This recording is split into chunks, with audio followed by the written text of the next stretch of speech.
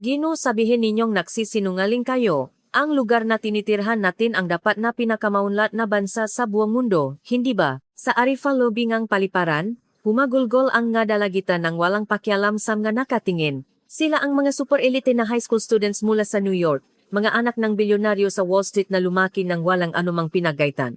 Ang kanilang matibay na pride at mga paniniwala ay nadurog at nakapira-piraso sa loop lamang ng 5 araw na paglalakbay sa Pilipinas. Bakit sila nawalan ng paasa? Ano ang tunay na sibilisasyong nasaksihan nila sa islang ito sa malayong silangan, na hindi nila nakita sa maningning na Manhattan? Isang lungsod kung saan ang isang babae ay maring makhlakat mag-isa kahit sa kalaliman ng habi. Isang subway system na walang bahid ng dumi. Serbisyo sa isang convenience store na parang itinuturing kang isang dugong buhaw. Hindi ito isang simpleng kwento ngang field trip.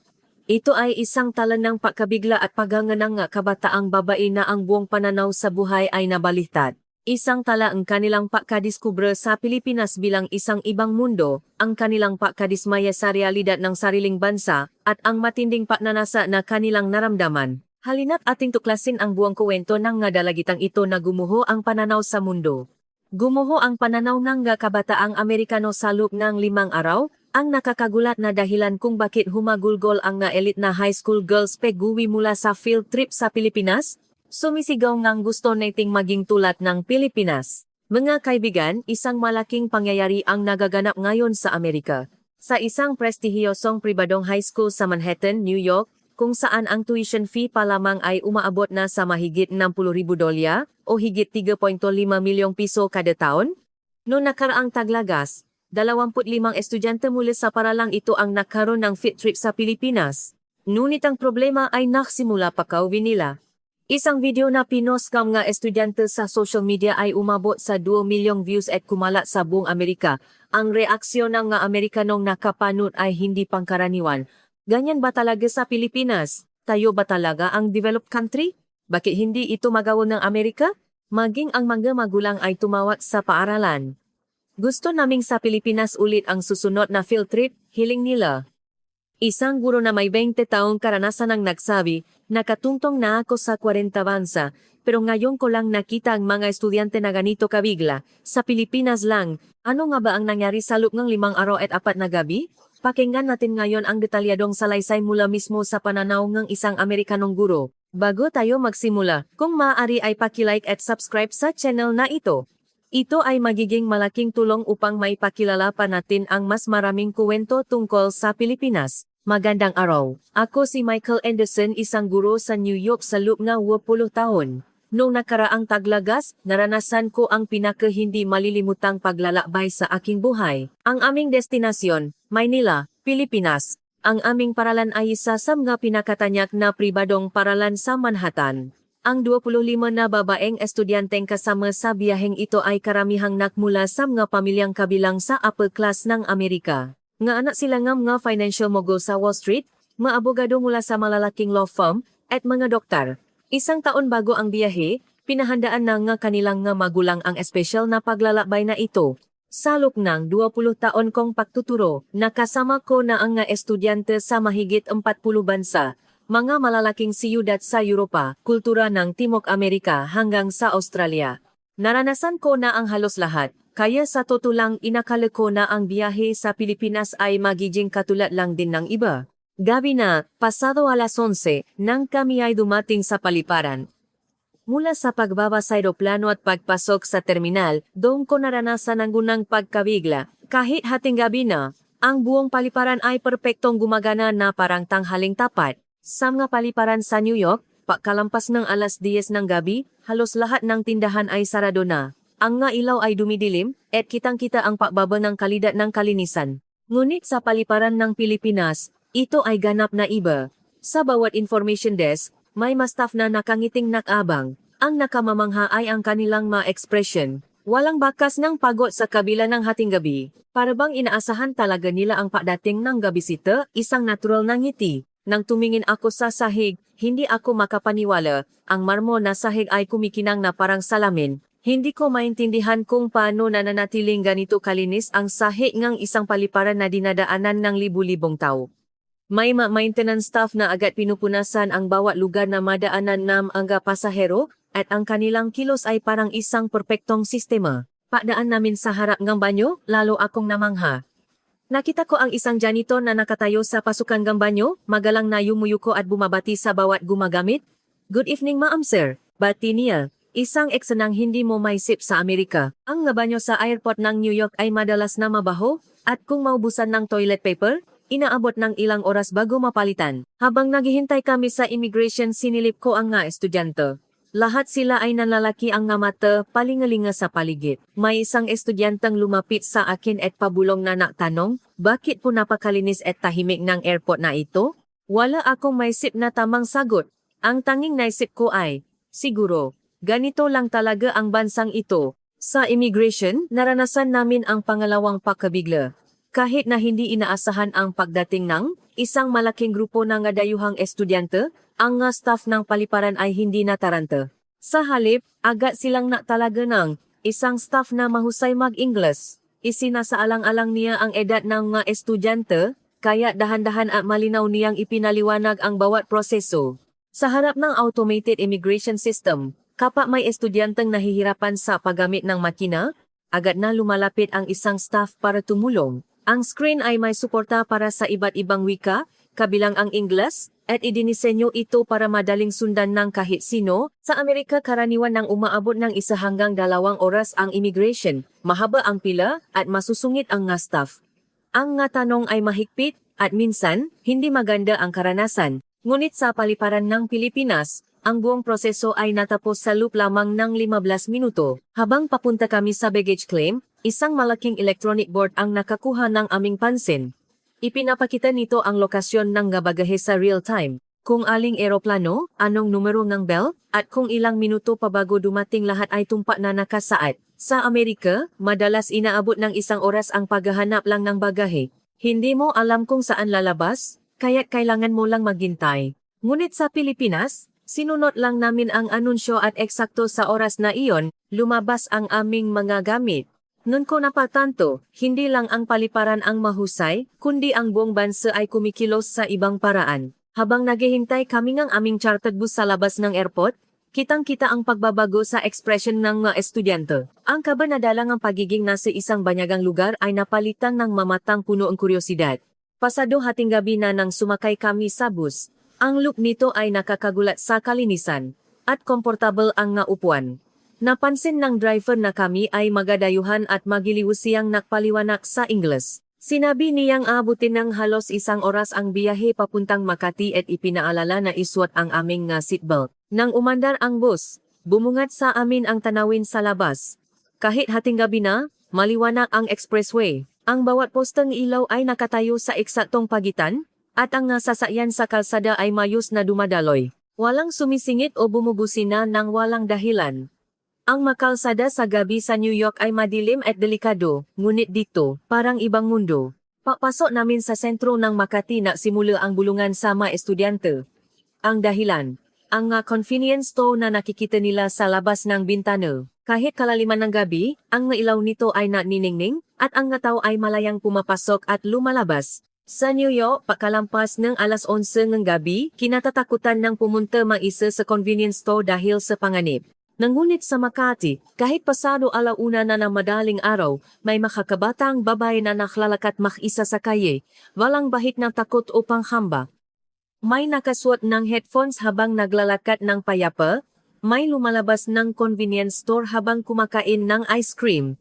Lahat ay mukhang natural, isang estudyante ang dumikit sa bintana at bumulong sa Amerika, hinding-hindi natin magagawa yan. Tama siya. Sa New York, mahirap isipin na isang babae ang maglalakat maisa sa kalye ng alas 2 ng madaling araw. Sasakay ka ng taxi, sasama sa kaibigan, o mananatili ka na lang sa loob. Pero sa lugar na ito sa Maynila, iyon ay pang-araw-araw na eksena. Habang papalapit kami sa business district, nakita namin ang matatayo na gusali, nga opisina na hindi pa pinapatay ang ilaw. Maniningning ng mga neon sign ang buong lungsod ay gising at gumagalaw. Ang tanawin ng siyudad mula sa tulay na tumatawid sa ilog ay nakapigil hininga sa ganda. Ang mahanay ngang gusali sa makabilang pampangang ilog, ang mailaw na sumasalamin sa tubig, hindi ito nalalayo sa ganda ng Manhattan.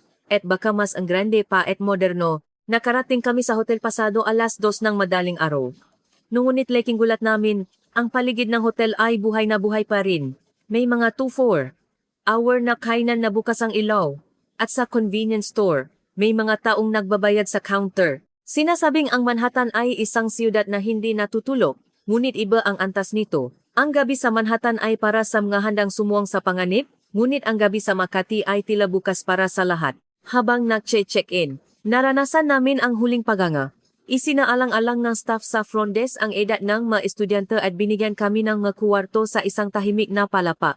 Detalyado rin niyang ipinaliwanag ang oras ng almusal kinabukasan at ang nakalapit na pasilidad. Kahit pasado alas 2 ng madaling araw, walang bakas ng pagod at buong puso niya kaming tinanggap. Sa loob ng elevator paakyat sa aming nga kwarto, nakatinginan ang nga estudyante. Kahit hindi sila nagsasalita, ramdam kong isa lang ang iniisip naming lahat.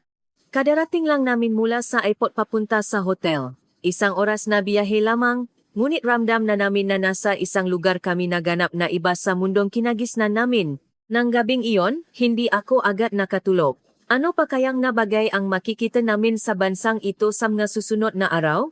Noong nga sandaling iyon, hindi ko man lang mahulaan. Ilang oras ang lumipas, nagsimulang mag-ingay sa hallway ang ilang estudyanteng hindi makatulog dahil sa jet lag. Nagugutom daw sila. Nang tingnan ko ang orasan, pasado alas 6 ng umaga. Sa totoo lang, problema ito. Sa kahit anong bansa, hindi madaling makahanap ng kainan na bukas ng ganito kaaga. Kahit sa New York, mahihirapan kang makahanap ng disenteng pagkain ng alas 6 ng umaga. Ang almusal sa hotel ay magsisimula pa na alas 7. At hindi ko naman hayaang maghintay ng isang oras ang managugutom na bata. Natanong ako sa front desk kung may malapit na kainan na bukas ng maaga. Isang nakangiting staff ang sumagot, "Opo sir. Sa eskinita lang po diyan sa tabi may 24-hour na karinderya." Hindi ako makapaniwala sa narinig ko, posibleng kumain ng maaga. Kasama ang 7 estudyante, lumabas kami ng hotel. Malami ang hangin ng umaga, ngunit gising na ang siyudad. May mga nagjo-jogging, mga empleyadong nagmamadali para pumasok sa trabaho, mga kabatang bumibili ng kape sa convenience store. Ang lungsod ng Maynila ay gumagalaw na mula pa sa madaling araw. Pagbukas namin ang pinto ng kainan, sumalubong sa amin ang mainit na hangin at amoy ng pagkain. May ilang customer na kumakain na.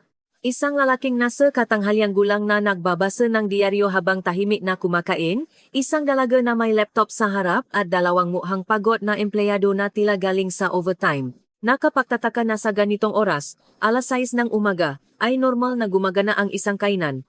Nang makita namin ang menu, nalaki ang aming mga mata dahil sa presyo. Ang isang tapsilo ay 150 pesos, ang lugaw ay 80 pesos. Kung ikukumpara sa presyo sa Amerika, ito ay hindi kapani-paniwalang mura.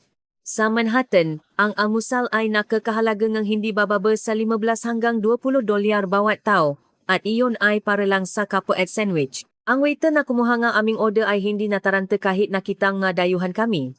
Hindi siya gaanong bihasa sa Ingles, ngunit gamit ang masenyas at malarawan sa menu, mahusay siyang nakipausap. Nang sabihin ng mga estudyante na hindi sila kumakain ng maanghang, sinabi niyang kaya niyang i-adjust ang lasa para maging mild. Ang bilis ng paglabas ng pagkain ay nakakagulat din. Wala pang 5 minuto mula nang ma-order kami, napuno na ang aming mesa. Tapsilok, longsilok, tochilok, pandesal, isang makulay na handaan ang nasa aming harapan. Ang mga estudyante ay naatubili sa simula, dahil ngayon lang nila nakita ang nga pagkain ito. Ngunit nang tikman ng isang estudyante ang tapsilok, nalaki ang kanyang nga mata. Delicious, sabi niya ng paulit-ulit, at sa isang iglap ay naubos niya ang isang plato. Ginaya siya ng iba pang estudyante, at agad na naging masigla ang aming mesa. Sa oras ng pagbabayad, muli kaming nagulat. 7 kaming kumain hanggang sa mabusok. Ngunit ang kabuuang bayarin ay humigit kumulang 2,000 piso lamang. Sa perang Amerika, wala pa itong 40 dolyar. Kung sa Manhattan kakain ang 7 katao para sa almusal, kailangan mong mahanda ng hindi bababa sa 150 dolyar. Habang inaabot ng waiter ang sukli, sinabi niya, "Come again, ma'am sir." Tinanong niya kung nagustuhan ng mga estudyante ang pagkain at nagrekomenda pa nga ibang putahe. Nakakamangha na ganito sila kabait sa mga dayuhang bigla na lang pumasok ng alas 6 ng umaga. Paglabas namin ng kainan, sunod-sunod ang papuri mula sa mga estudyante. Masarap ang pagkain, mura ang presyo, at mababait ang mataw. Mahirap daw makahanap sa Amerika ng lugar kung saan makakasama ang tatlong iyon. Pabalik sa hotel, dumaan kami sa isang convenience store para sa mga estudyanteng gustong bumili ng merienda.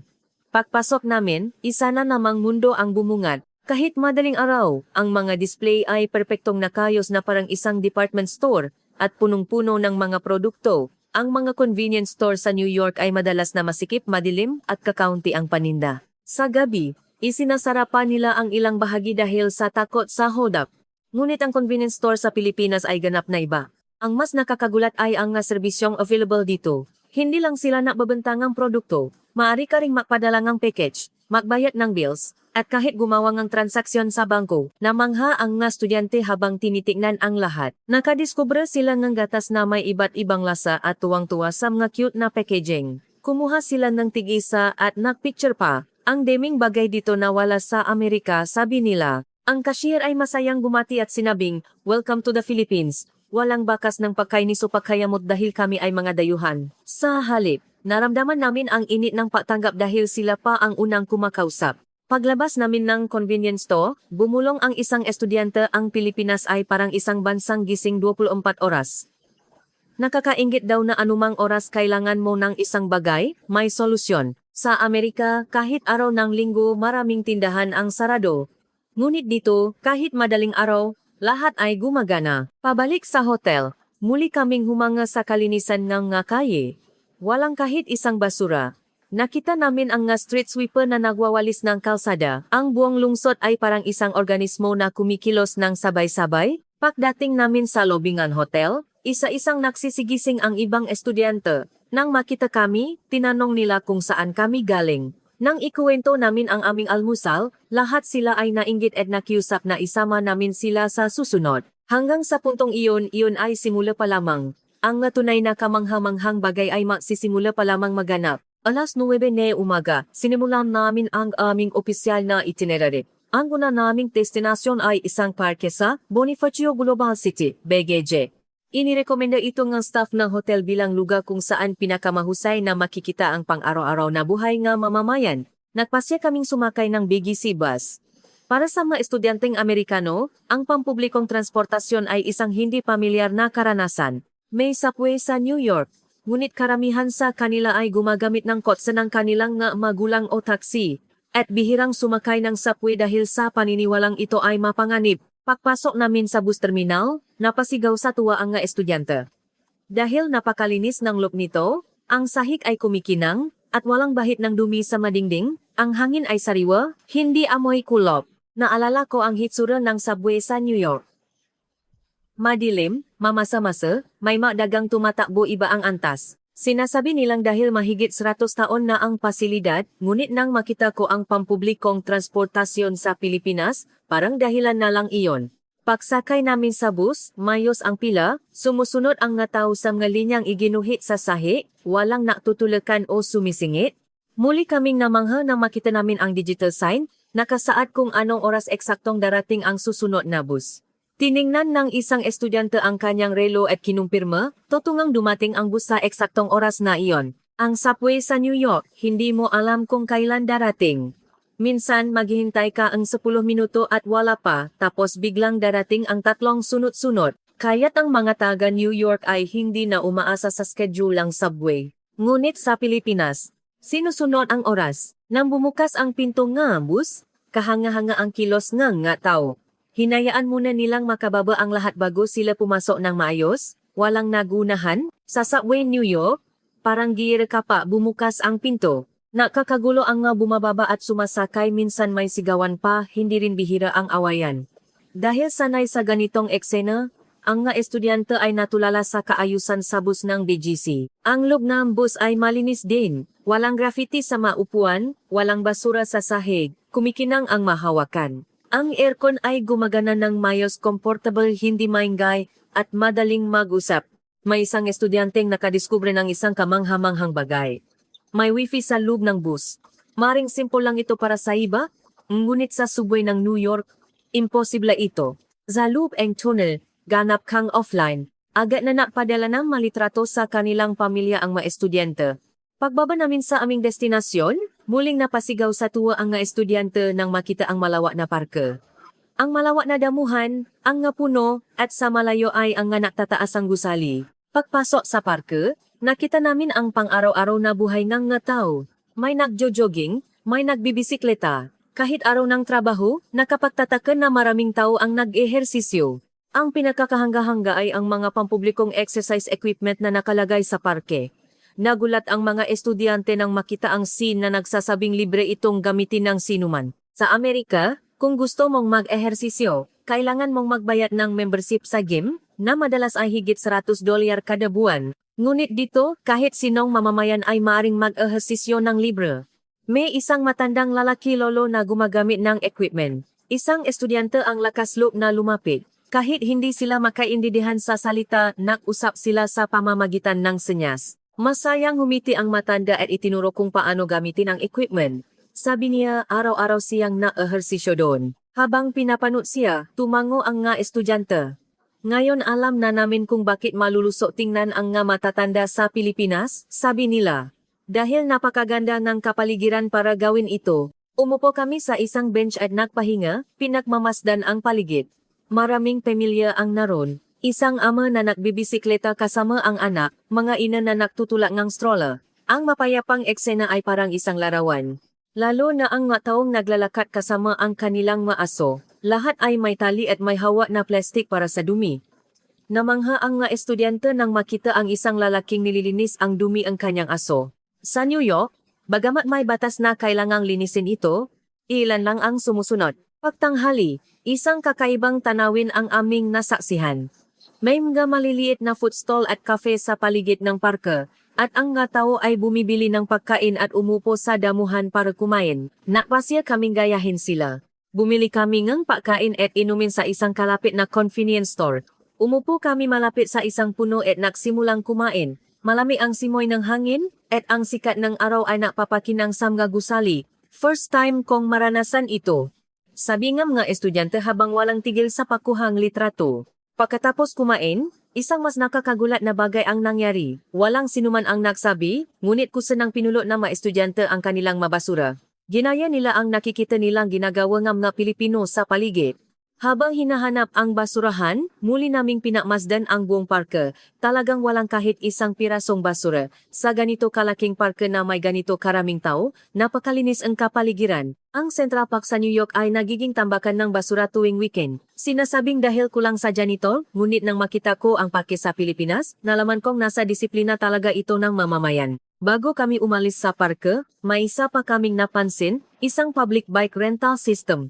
May mabisikletang nakahilera sa bawat istasyon. Madali lang daw itong arkilahin gamit ang smartphone.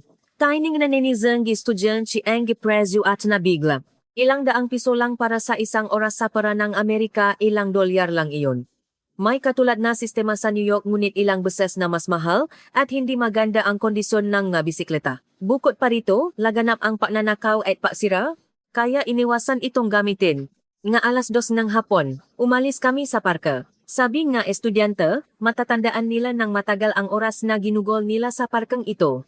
Ligtas, malinis, at isang kultura kung saan lahat ay nabibigayan, iyon daw ang pinaka hindi nila malilimutan. Ang susunod naming destinasyon ay isang shopping mall sa isang abalang lugar. Gusto ngang estudyante na mamili, ngunit mayroon din akong isang lugar na gustong-gusto kong ipakita sa kanila, isang dambuhalang bookstore. Pagpasok sa mall, muling nanlaki ang mga mata ng mga estudyante. Nagulat sila na may ganito kalaking shopping mall sa ilalim ng lupa. Mataas ang kisame, maliwanag ang nga ilaw, at hindi mo mararamdamang nasa ilalim kang lupa. Pagdating sa bookstore, natulala ang mga estudyante. Madambuhalang bookshelf na abot kisame, at sa loob nito ay libu-libong aklat na siksik. Hindi ito parang bookstore, kundi isang obra maestra. Ngunit hindi ang gusali ang gusto kong ipakita sa kanila, kundi ang mga taong nababasa sa loob. Kahit araw ng trabaho, maraming mamamayan ang may hawak na libro.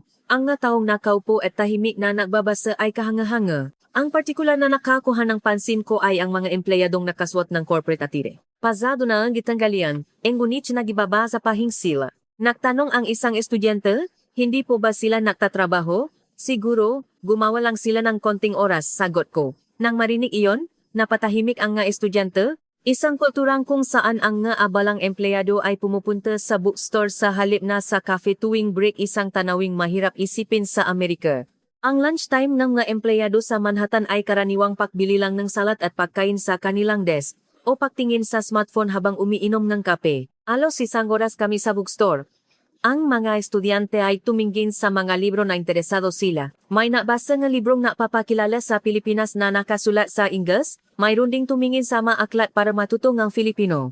Marami rin ang humanga sa mga tanawin ng Pilipinas habang tinitingnan ang photobook. Paglabas sa bookstore, sinabi ng isang estudyante, parang alam ko na kung bakit umunlad ng ganito ang Pilipinas, dahil may kultura kung saan ang mga tao ay patuloy na natututo at nag-aaral. Ang kanitong pagmamahal sa kaalaman ang tila puwersang nakpapandar sa buong bansa, sumang-ayon din ang ibang estudyante.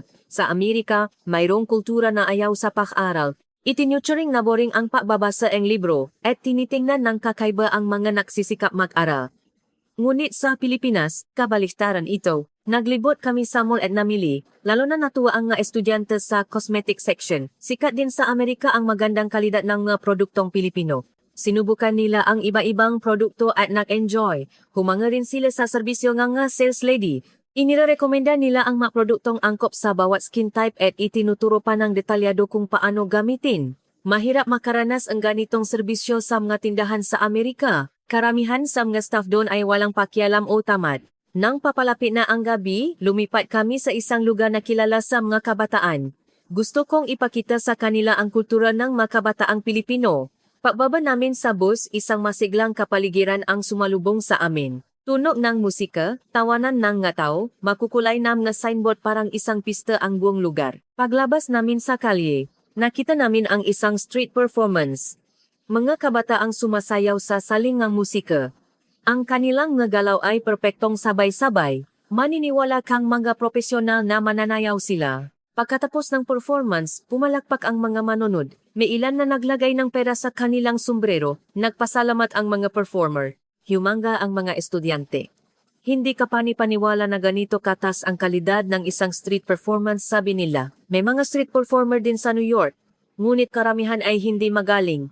At madalas ay marumi ang paligid. Minsan, habang nanonood, maari kang madukutan. Kaya't iniwasan ang manatili ng matagal. Ngunit ang lugar na ito ay ligtas at malinis, kaya pa naming na-enjoy ang performance. Ilang hakbang pa, may isang weekend market. Mga batang artist ang nabebenteng ang kanilang sariling mga gawa.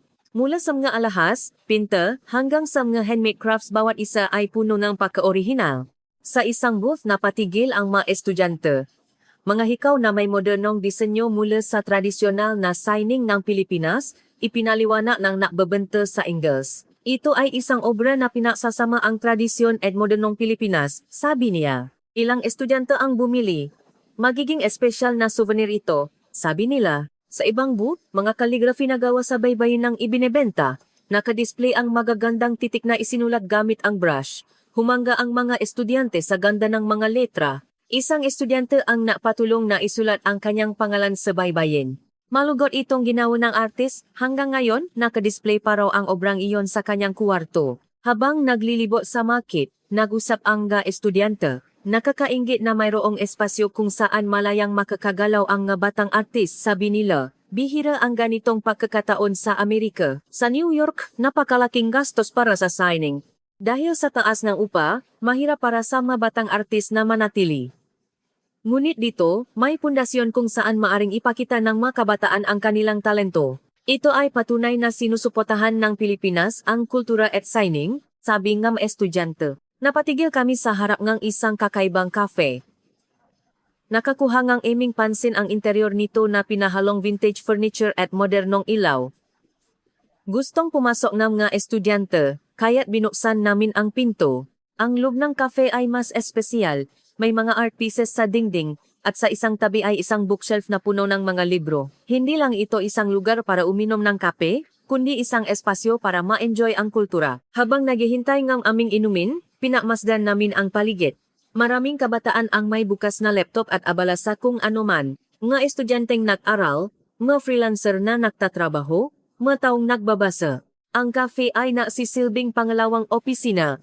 Humanga ang isang estudyante. Nakakabilit na ganito sila kasipa sa isang cafe, sabi niya. Sa mga cafe sa Amerika, karamihan ay nakukuwentuhan lang o tumitingin sa smartphone. May kakaiba sa mga kabataang Pilipino, dagdag niya. Sang-ayon ako sa kanya, mayroong parang passion na nararamdaman mula sa mga kabataang Pilipino. Isang determinasyon na may marating, isang pagnanais na umunlad mababasa ito sa kanilang nga mata. Ang ganitong enerhiya ang tila puwersang napapaanda sa bansang ito.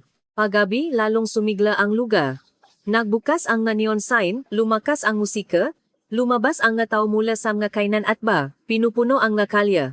Nahumaling ang nga estudyante sa kapaligiran. Para sa hapunan, kumain kami sa isang Filipino grill restaurant. Gusto daw nilang maranasan ang barbecue ng Pilipinas. Pagpasok namin, amoy na amoy ang inihaw na karne. Tinuruan kami ng staff kung paano mag-iho. Noong una, nailang pa ang mga estudyante, ngunit nasanay din agad. Natutunan nila kung paano balutin ang karne sa kanin at gulay, at walang tigil sila sa pagsasabing delicious. Nang kalkulahin ang bayarin, muli kaming nagulat. 25 kaming kumain hanggang mabusok, ngunit ang bawat isa ay nabayad lang humigit kumulang 1,000 piso. Kung kakain ka ng ganitong kalidad ng barbecue sa Amerika, kailangan mong maghanda ng hindi bababa sa $50 bawat tao. Umiling ang nga estudyante at sinabing, hindi ka panipaniwala? Pabalik sa hotel, habang naglalakad, nausap kami. Sobra dami naming nakita, sa isang araw, nalilito na ang isip ko, sabi nila. Lahat daw ay iba sa Amerika. Iba sa isang mas magandang paraan. Isang estudyante ang tahimik na nagsabi gusto kong manirahan sa Pilipinas. Kahit kalahating biro, seryoso ang kanyang ekspresyon. Tila pareho rin ang iniisip ng ibang estudyante. Dumating ang umaga ng huling araw. Mas maaga kaysa dati gumising ang nga estudyante at nag-impake. Kailangan naming pumunta sa airport sa hapon. Pagkatapos ng almusal, pumunta kami sa isang tourist spot bilang huling itinerary. Malalakat lang ito mula sa hotel. Dahan-dahan silang naglakad, na tila itinatata sa kanilang isipan ang huling imahe ng Maynila, kinukunan nila ang litrato ang bawat sulo ng kalye at pinagmamasdan ang nga dumadaang tao. Pagdating sa destinasyon, marami ng tao, nakahilera ang magatindahan ang souvenir, damit at aksesory. Nagningning ang mga mata ang mga estudyant. Unang pinuntahan ng nga dalagita ang isang tindahan ng cosmetics. Sikat nga naman ang nga produktong Pilipino sa Amerika. Pagpasok sa tindahan, binati kami ng sales lady sa Ingles. Mayos na naka-display ang mga sample products. Tiningnan ng sales lady ang balat ng bawat estudyante at nagrekomenda ng produkto. Itinuro pa niya ng detalyado kung paano gamitin. Humanga ang nga estudyante sa ganitong antas ng serbisyo. Mahirap maranasan ito sa mga tindahan sa Amerika. Isang estudyante ang bumili ng isang shopping bag na puno ng produkto. Hindi lang para sa sarili niya, kundi para rin sa kanyang ina, kapatid, at mga kaibigan. Maganda ang presyo at kalidad, sabi niya ng may kasiyahan. Sa isang food stall, bumili kami ng merinda, namangha ang nga estudyanteng unang nakatikim ng taho, na humaling sila sa matamis at mainit na lasa nito. Pumasok kami sa isang souvenir shop. Ang nga tradisyonal na produktong Pilipino ay may modernong disenyo. Mga manikang nakasuot ng Filipiniana, tradisyonal na pamaypay, mga damit na may nakalimbak na salitang Filipino. May nga na pumili ang mga estudyante nga regalong iuwi. Binigyan ng espesyal na diskwento ng may-ari ngang tindahan ang nga dayuhang estudyante. Salamat sa pagbisita sa Pilipinas, sabi niya. Muling naanti ang mga estudyante sa Kabaitan. Naramdaman namin ang puso ang nga Pilipino, sabi nila. Para sa tanghalian, kumain kami ng lechon. Pagpasok sa kainan, puno ito nga dayuhang turista. May nga litrato at paliwanag sa Ingles ang menu, kaya't madaling ma-order. Nang dumating ang pagkain, napasigaw sa tuwa ang mga estudyante. Ang balat ng lechon ay nakasalansan na parang isang bundok, isang obra maestra. Lahat ay nahumaling sa malutong na texture at malinamnam na lasa. Pagkatapos kumain, dumaan kami sa isang lumang simbahan. Napatahimik ang nga estudyante sa karangalan ng makasayang gusali. Pumasok kami sandali at tahimik na umupo. Isang mapayapang sandali, umupo kami sa hagdanan sa harap ng simbahan. Napahinga at nausap. Binalikan ng nga estudyante ang kanilang nga karanasan sa loob ng ilang araw. Higit pa sa inaasahan namin, sabi nila. Dati, wala kaming alam tungkol sa Pilipinas, pero ngayon, ito na ang paborito naming bansa. Isang estudyante ang tahimik na nagsabi, babalik ako dito, sigurado. Gusto raw niyang manatili ng mas matagal. Tumango ang ibang estudyante. Sumang-ayon silang lahat na napakaikli ng ilang araw. Pahapon bumalik kami sa hotel. Kinuha ang aming nga gamit at sumakay sa bus papuntang airport. Kahit mabibigat ang kanilang nga shopping bag, masaya ang kanilang nga muha. Ang nga binili namin sa Pilipinas ay magiging mahahalagang alaala, sabi nila habang nakangiti. Nang umandar ang bus, nakatingin sila sa labas ng bintana. Tila itinatata sa kanilang isipan ang imahan ng papalayong Maynila. May isang bumulong, babalik ako, sigurado, dumating kami sa airport. Ang mismong lugar kung saan kami unang tumapa. Ilang araw na ang nakalipas. Ngunit ang puso ang nga estudyante ay ganap ng nakbago. Ang dating kuryosidad ay napalitan ang pangungulila. Habang nag-check-in, napasalamat kami sa staff. Napakasaya nga aming oras sa Pilipinas, sabi namin. Ngumiti ang staff at sinabing, sana po bumalik kayo. Nagpasalamat din siya dahil nagustuhan namin ang Pilipinas. Nang lumipat ang eroplano, unti-unting lumayo ang lupain ng Pilipinas sa aming paningin. Pinanood ng nga estudyante ang papalubo ng nga ilaw, puno ngang panghihinayang.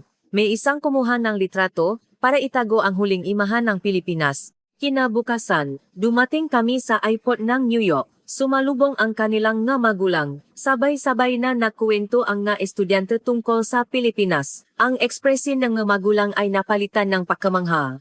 Pagbalik sa paaralan, isang malaking bagay ang nangyari. Sinimulan ng mga estudyante na i-upload ang kanilang mga litrato at video ng biyahe sa Pilipinas. Sabay-sabay na umakyat ang dosa-dosa ng post. Ang reaksyon ay sumabog.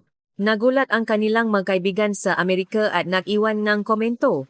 Hindi ko alam na ganito ka-develop ang Pilipinas. Mabilis na tumaas ang bilang ng views. Ang pinakasikat ay ang video ng siyudad sa madaling araw. Isang video na nagpapakita ng mababayang ligtas na naglalakat mag-isa ng alas 2 ng madaling araw. Imposible dyan sa Amerika, sabing mga tao na bigla. Umabot sa 2 milyong views ang video. Ang mga komento ay makakatulad. Bakit hindi ito magawa ng Amerika? Karamihan ay may halong panunuya sa sarili. Sinasabi nating tayo ang pinakamakapangyarihang bansa sa mundo, pero hindi natin masiguro ang simpleng kaligtasan. Tumaas din ang interes ng mahulang sa Pilipinas. Daksan ang tawag sa paralam. Ang hiling, husto naming sa Pilipinas ulit ang susunod na international field trip. Dumami na husto ang nga magulang na gustong ipadala ang kanilang mga anak sa Pilipinas. Inimbitahan din akong mabigay ng isang espesyal na lecture sa paaralan. Ibahagi raw sa ibang estudyante at guro ang aming karanasan sa Pilipinas. Napuno ang auditorium. Lahat ay interesado sa bansang Pilipinas. Sa lecture, tapat kong ikinuwento ang lahat ng nakita ko, ang kahusayan ng sistema, ang antas ng disiplina ng mamamayan, at higit sa lahat, ang mainit na pagtanggap sa nga dayuhan, nakikinig ng mabuti ang nga manunod. Ang tanong-sagot na bahagi ay mas tumagal kaysa sa inaasahan. Talaga bang ganon kaligtas sa Pilipinas? Kumusta ang edukasyon doon? Gaano kamura ang bilihin? Lahat ay gusto malaman ang tungkol sa Pilipinas. Pagkatapos ang lecture, maraming estudyante ang lumapit. Gusto pa raw nilang malaman ang tungkol sa Pilipinas. May nagsabing nagsimula siyang manood ng mga teleseryeng Pilipino. Mayroon ding gustong makaral na Filipino.